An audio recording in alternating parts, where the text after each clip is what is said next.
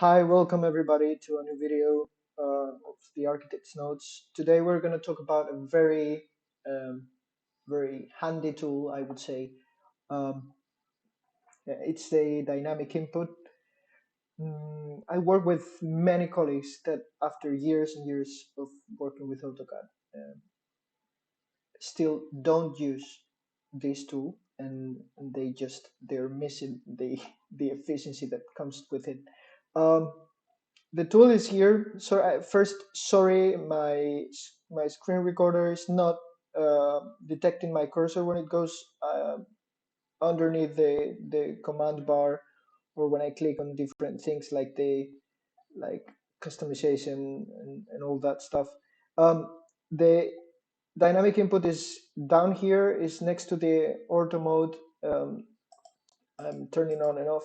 If you don't see it in the bar, you go down here to the right side corner, you click to customization, and you will have it up there. Also not shown in the video, but you will have it. You click on dynamic input, and then it will show up here. Um, Basically, I use this tool as a replacement of the command bar below, because I think it's very useful. Mainly when you're working with big screens, whatever, you may be working up here or there and everything, and when you are executing commands, you don't have the dynamic input, you have to keep looking down to the command bar. For example, rectangle, I'm going to do a rectangle. You have to go, you click enter, and now it tells you chamfer, elevation, fillet, thickness, whatever. You have to keep looking down, then first, and now dimensions, and again, right?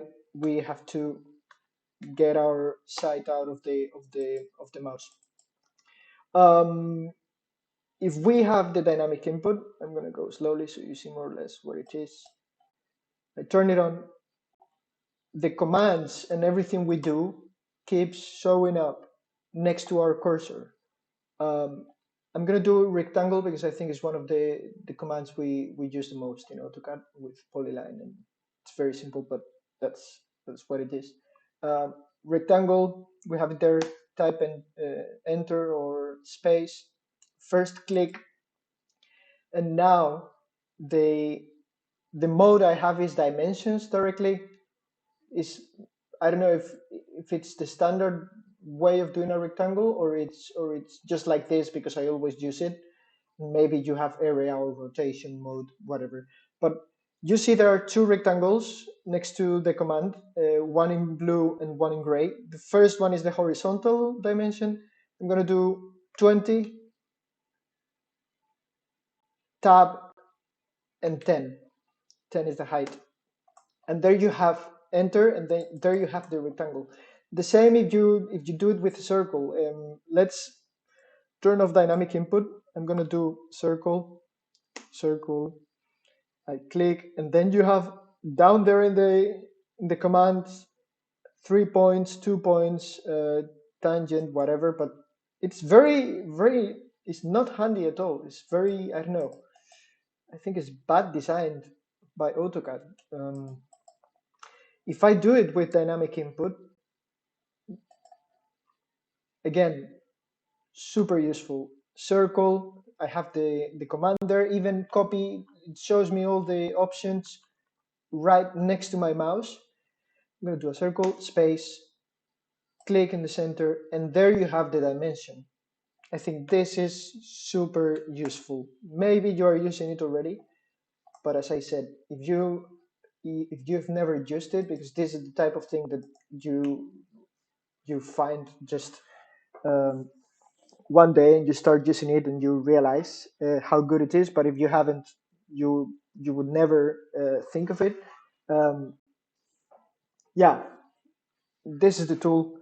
I hope you guys like it. This is the first video in English.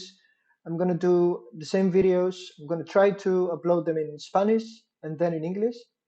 Um, you can like and subscribe if you want. I'm gonna keep uploading videos of AutoCAD.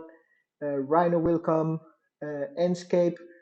V-Ray probably, Revit will come, Illustrator, and maybe Photoshop, and InDesign. I'm preparing many videos, and they'll come soon. Like and subscribe if you like it, and see you next time. Bye.